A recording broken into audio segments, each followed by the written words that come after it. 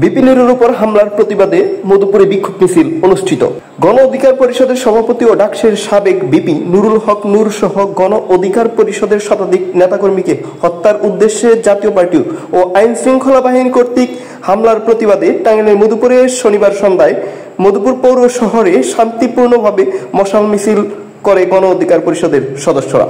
মধুপুর উপজেলা গণ অধিকার পরিষদের আয়োজনে সন্ধ্যায় মধুপুর বাসাবাড়ি মার্কেট এলাকার মূল সড়ক হতে একটি মশাল মিছিল বের করে নেতাকর্মীরা। মশাল মিছিলটি মধুপুর পৌর শহরের প্রধান সড়ক প্রদক্ষিণ করে থানা মোড় হয়ে বাসস্ট্যান্ড এলাকার আনারস চত্বরে শেষ হয়।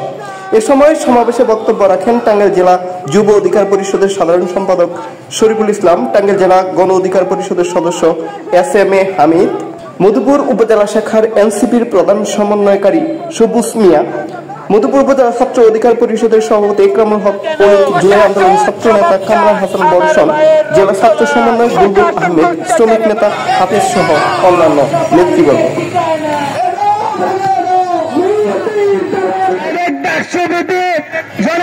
নুরুল হক নূরের উপর হামলা হয়েছে। এই হামলা জাতীয় পার্টির ইন্ধনে হয়েছে, যা আওয়ামী লীগের আমলে হয় নাই। এ সময় উপজেলা ছাত্র সমন্বয়কারী সবুজ মিয়া সেনাবাহিনীর বিরুদ্ধে কড়া সমালোচনা করেন। অন্যতম অগ্রসেনানী এবং 2018 সালে যাদের নেতৃত্বে কোটা সংস্কার আন্দোলন হয়েছিল, অন্যতম নেতৃত্ব, এবং বিগত ফ্যাসিস্ট আমলে হাসিনার বিরুদ্ধে সবচাইতে সরব যে কণ্ঠস্বর, সেই আমাদের প্রিয় ভাই বিপিনের উপরে পুলিশ এবং সেনাবাহিনী যেইভাবে ন্যাক্কারজনক ভাবে হামলা চালিয়েছে, এই হামলাকে আমাদের হাসিনার কথা মনে করিয়ে দেয়। হাসিনার আমলে পুলিশ যেভাবে আমাদের উপর হামলা করেছিল, আমাদের উপর গুলি চালিয়েছিল নির্বিচারে, ঠিক সেইভাবে হামলা করেছে বিপিনের উপরে। আপনারা দেখেছেন একজন সেনা কর্মকর্তা কিভাবে বাঁশ দিয়ে বিপিনুরকে খাওয়াচ্ছিল, সে বিপিনুরকে বাঁশ দিয়ে সে বিভিন্ন খাওয়াচ্ছিল, অনেক বড় একটা বাঁশ দিয়ে। এই ধরনের কাজ কখনো সেনাবাহিনী করতে পারে না। এই দেশে কোথায় কি হয় তারা জানে না। এই সময় এসে আপনারা জানেন যে সরকারের বিভিন্ন গোয়েন্দা সংস্থা বিভিন্ন জায়গায় সক্রিয়। মধুপুরে না, আমরা শুধু মধুপুর নিয়ে যদি বলি, মধুপুরে কোথায় কি হয় সেই গোয়েন্দারা সবার আগে জানে। এই বাংলাদেশে কোথায় অরাজকতা হচ্ছে, কোথায় চাঁদাবাজি হচ্ছে, কোথায় গুন্ডামি হচ্ছে, কোথায় সন্ত্রাসী হচ্ছে, এই গোয়েন্দা শাখা কিন্তু জানে। যেহেতু গোয়েন্দা শাখা জানে, তাহলে প্রশাসন কেন উদ্যোগ নেয় না? কেন তারা এই সমস্যাগুলো সমাধান করে না? তাদের হাতে ম্যাজিস্ট্রেসি পাওয়ার, তারা সেই পাওয়ার দিয়ে কি করে?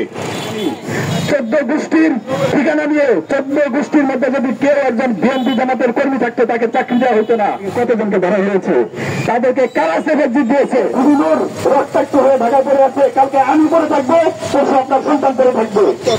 তাই আমি আপনাদের সবাইকে অনুরোধ করবো, আপনারা এই সকল অন্যায় ভাইকে অন্যায়ভাবে অতর্কিত হামলা করা হয়েছে।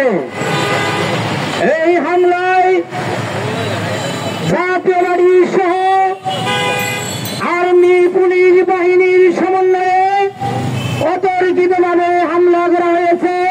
এছাড়া দ্বারা বোঝা যায় এই বাংলার বুকে। সমাবেশে বক্তব্য প্রদানকালে ইকরামুল খান অনিক শোষণ বঞ্চনা সহ সামনের কথা তুলে ধরেন।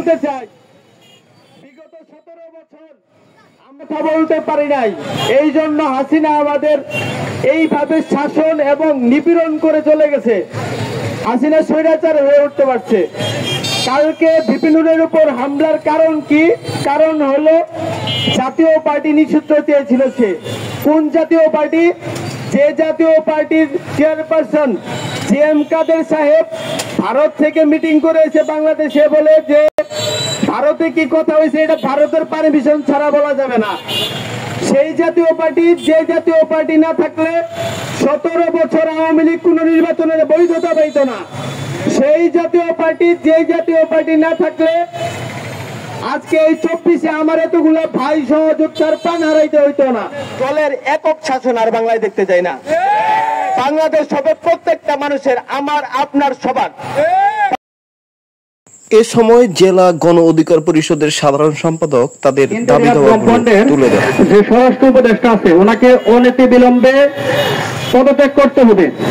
কারণ ওনার ইন্ধন ছাড়া সেনাবাহিনী কোনোভাবেই ভিপি নুরুল হক নূরের উপরে হামলা করতে পারে না। তাই ইন্টেরিয়াম গভর্নমেন্টের স্বরাষ্ট্র উপদেষ্টাকে অনতিবিলম্বে পদত্যাগ করতে হবে এবং যে সমস্ত সেনাবাহিনীর কর্মকর্তা এবং পুলিশ প্রশাসনের কর্মকর্তা ভিপি নুরুল হক নূরের উপরে হামলা করেছে তাদেরকে আইনের আওতায় এনে দৃষ্টান্তমূলক শাস্তি। বাংলাদেশের প্রতিটি জেলার প্রতিটি উপজেলা সাম্য প্রতিষ্ঠিত হোক। মধুপুর থেকে তানবীর তৌসির, মধুপুর বার্তা 24।